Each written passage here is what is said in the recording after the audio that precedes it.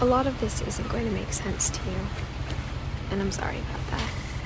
I'm just going to start at the beginning, with the house.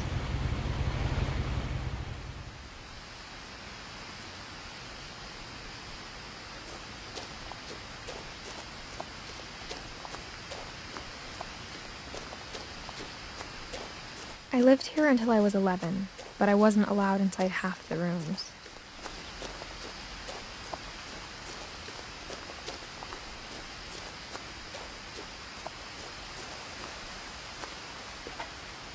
Inside the mailbox were bills from 7 years ago, marked urgent, open immediately.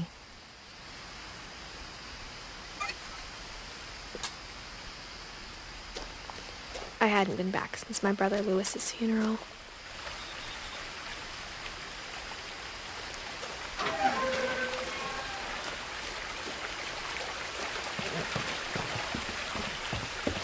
In her will, my mother left me a key, but didn't tell me what it unlocked.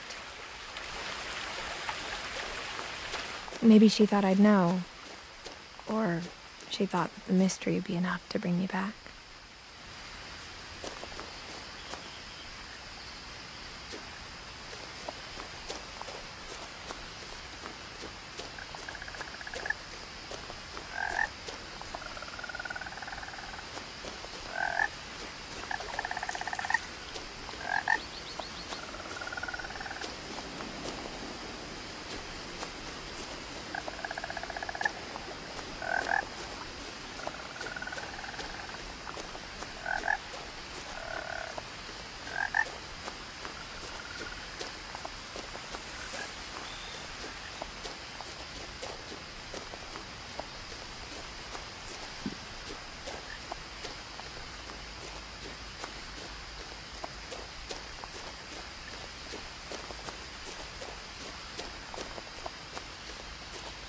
No one had driven this way in a long time, but I saw a few hoof prints.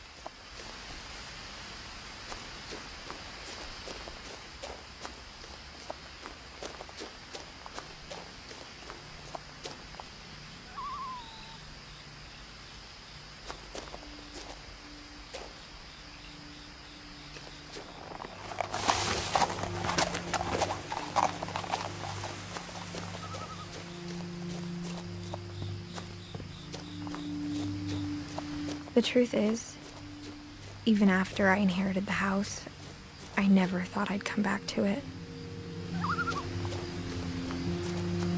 But now I had questions about my family that only the house knew the answers to.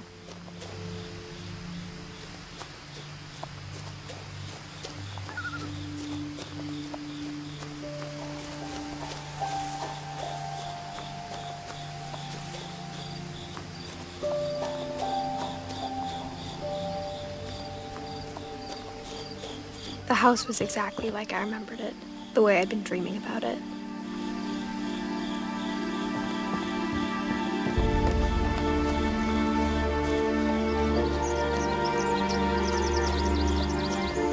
As a child, the house made me uncomfortable in a way I couldn't put into words.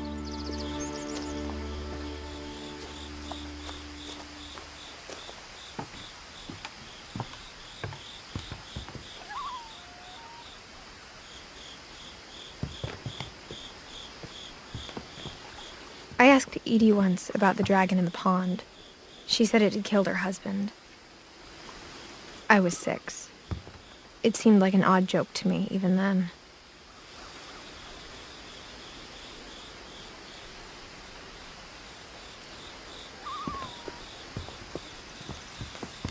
Now, as a 17-year-old, I knew exactly what those words were. I was afraid of the house.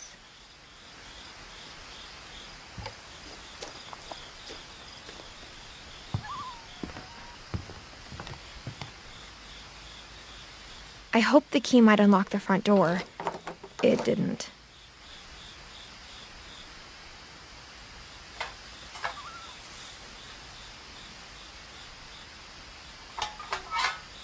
Looking in, I felt like the house itself had been waiting for me.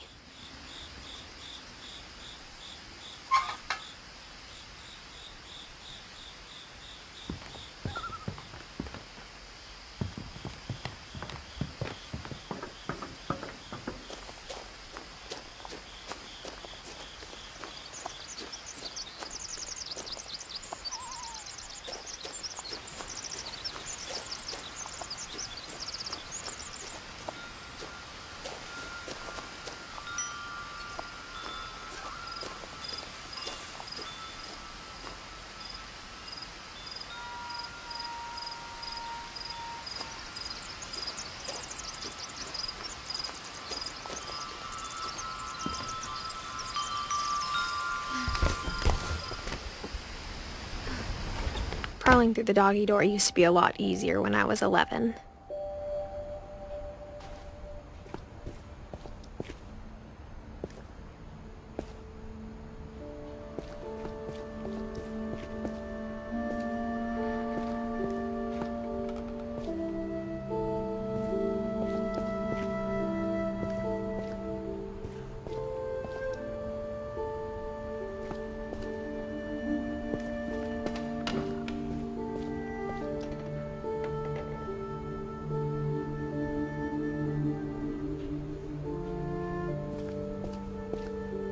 The power had been turned off the night we left.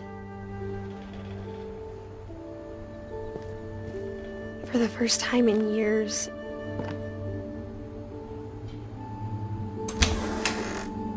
I felt like I was home.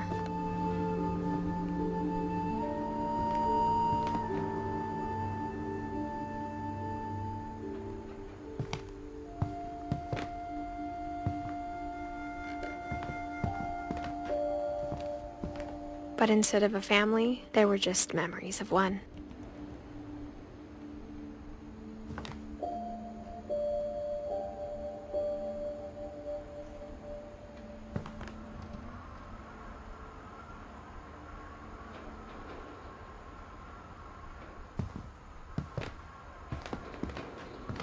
Like how after Lewis started working at the cannery, we all got sick of eating salmon. Except our cat, Molly.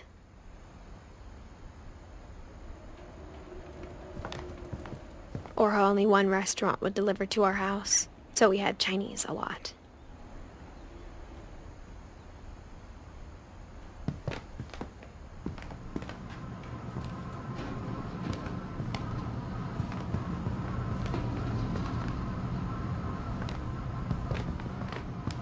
Nothing in the house looked abnormal.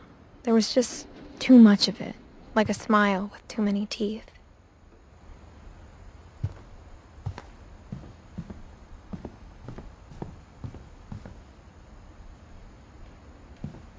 My mom wasn't much of an optimist, but she never stopped believing that my brother Milton was alive.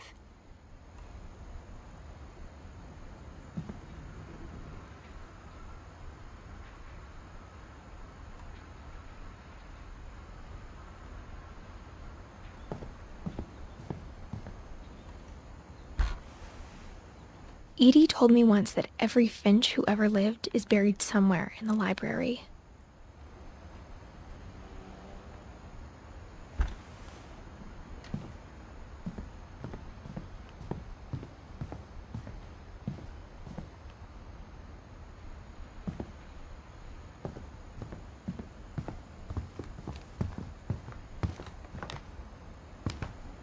The table was still a wreck from the night we left.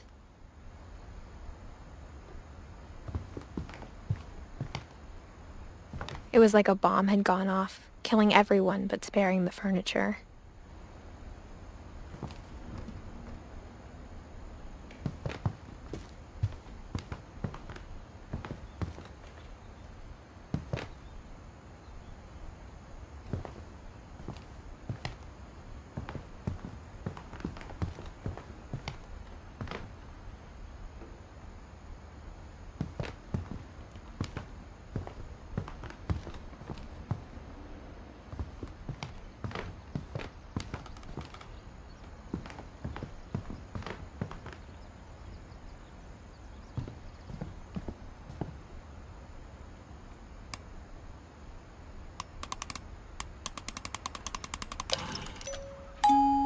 Great-Grandpa Sven built a music box for Barbara, along with the rest of the house.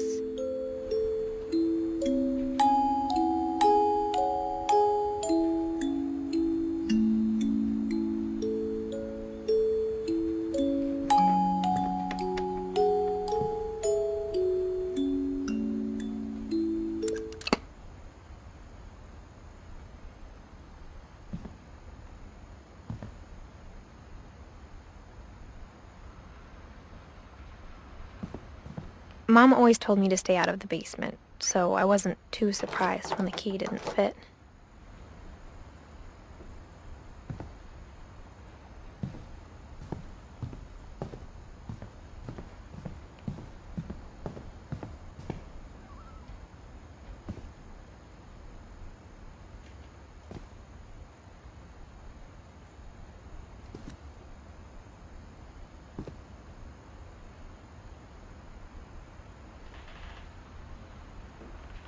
After Milton disappeared, Mom sealed up all the bedrooms.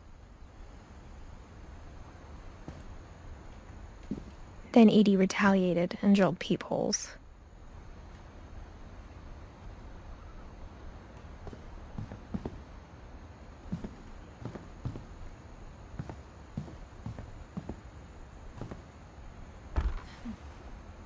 Molly always seemed like a girl I could imagine being friends with, if she hadn't died in 1947.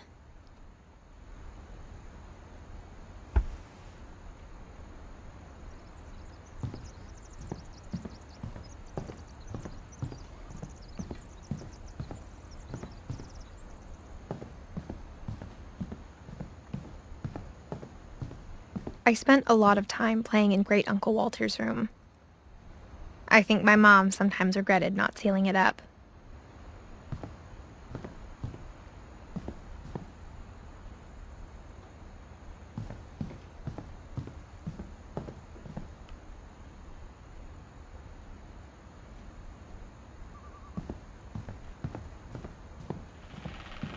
Lewis told me there were secret passages, but I never believed him.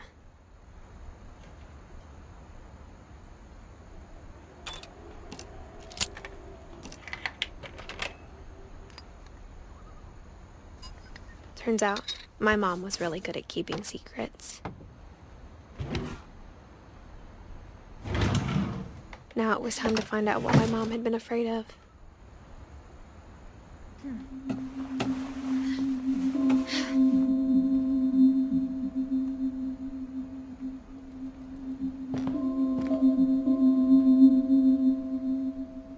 From the paintings on the wall, it was clear my brother Milton had been here before me.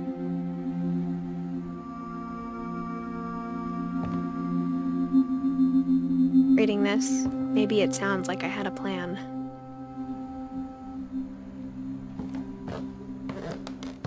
But I had no idea what was behind that door.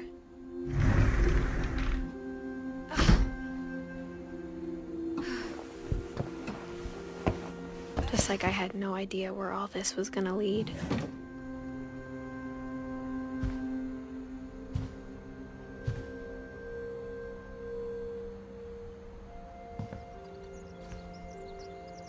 I grew up looking at Molly's room through the peephole.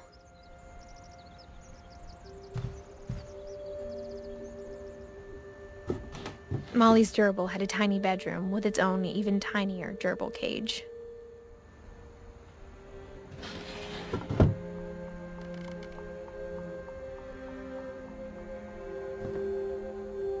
Being inside for the first time, I felt like I'd stepped behind a painting.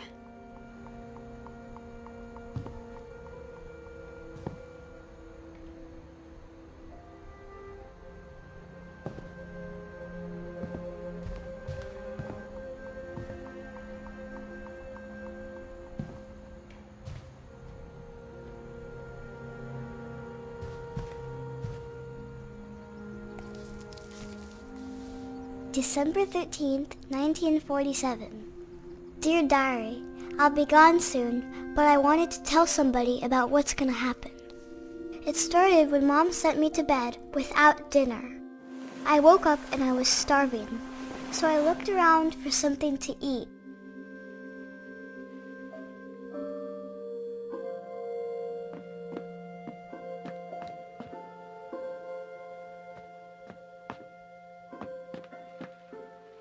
My Halloween candy was all gone.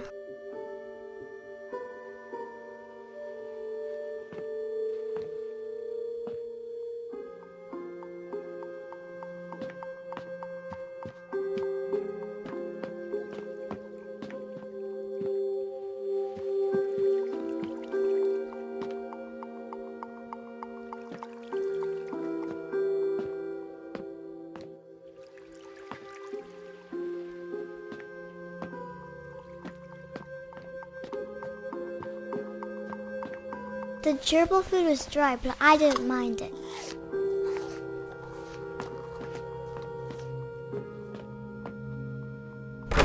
Mom, can I come out now? Sweetheart, it's late. Go to sleep.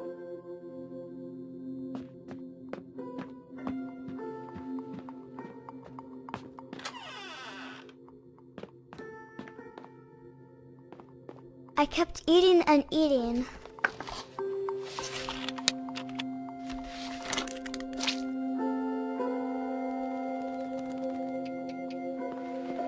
I ate a lot of things that night.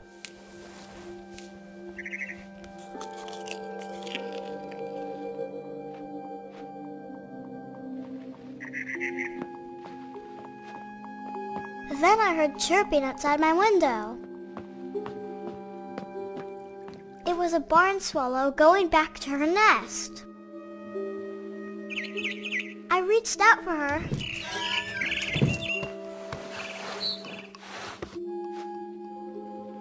And suddenly,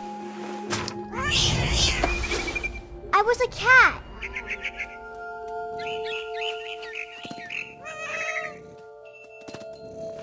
I tried to be quiet, but the bird was really scared.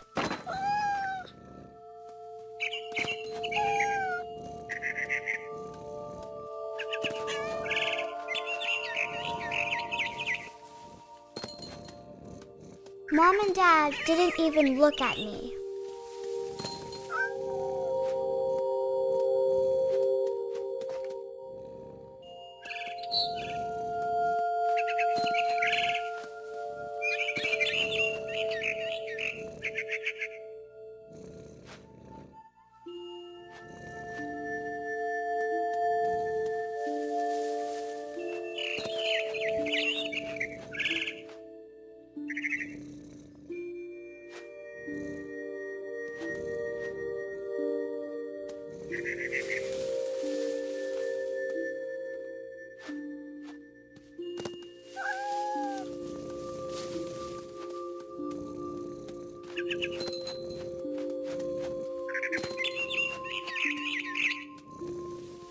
I jumped and I almost got her.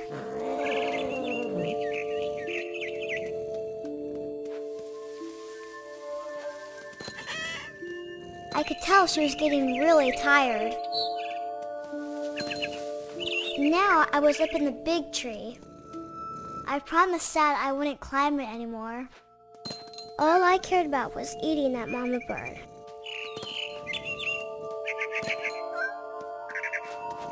I gobbled her up. And suddenly, I was an owl. First, all I heard was the wind. Then I heard little teeth nibbling in the grass.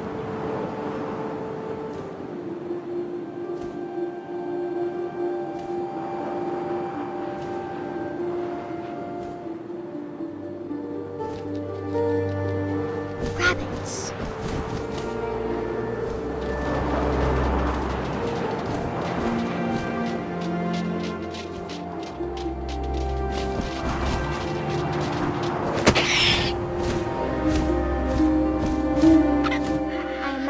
His face looking up and seeing mine through my talons.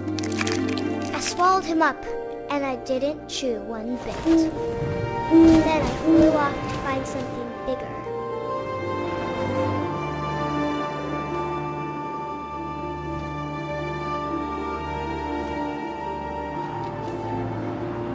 A mama rabbit.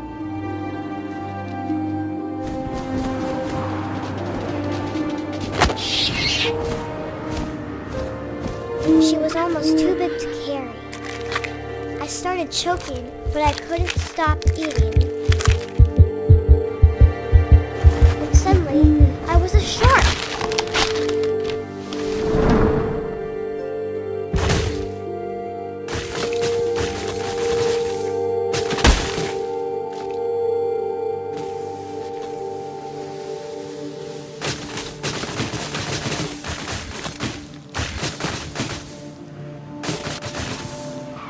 I rolled off the cliff and into the ocean.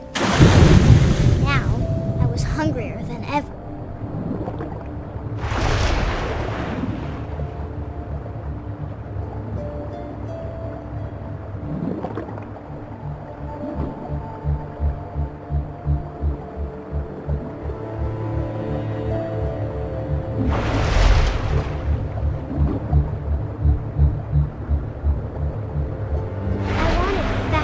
Juicy seals.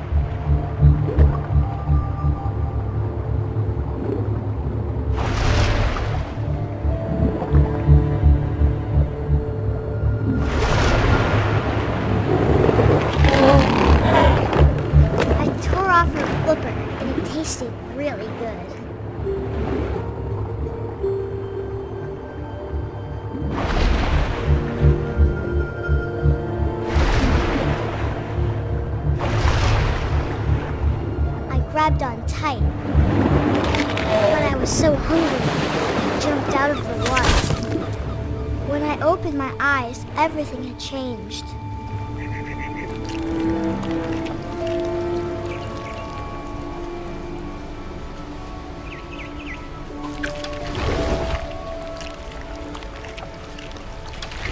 Now I was a monster, and I smelled people everywhere.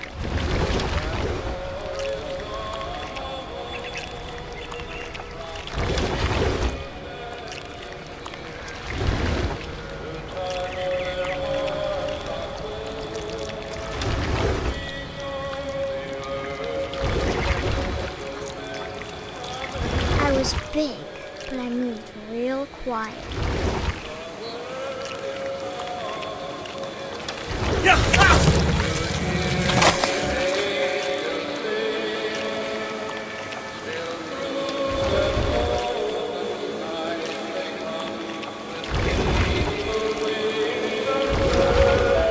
I wanted to stop, but also I didn't.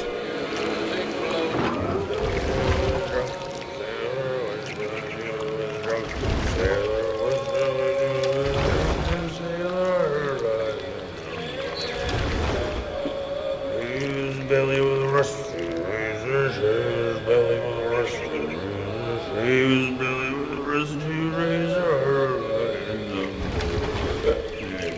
What shall we do with a drunken sailor? What shall we do with a drunken sailor? What shall we do with a drunken sailor? And the captain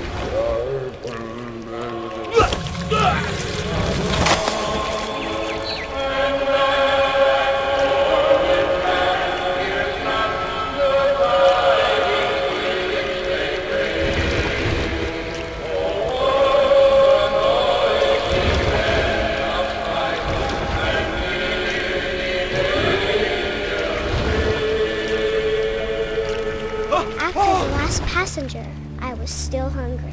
And across the water, I smelled something new. Something I had to have, so I swam towards it.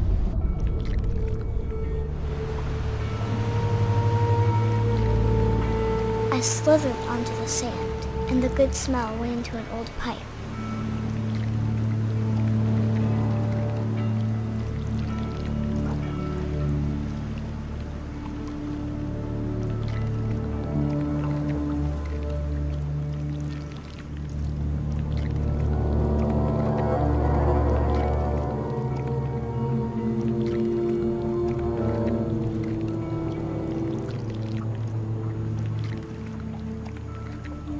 I got closer and closer.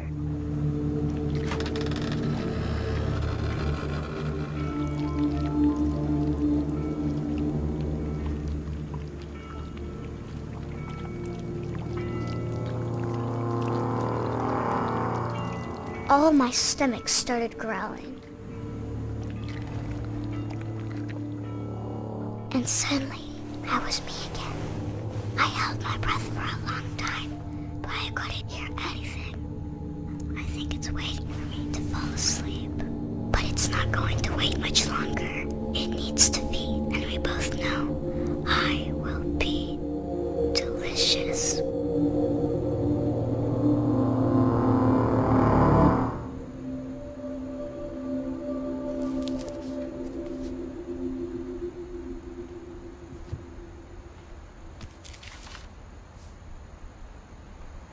I'm not sure if I believed all of that, but I'm sure Edie would have.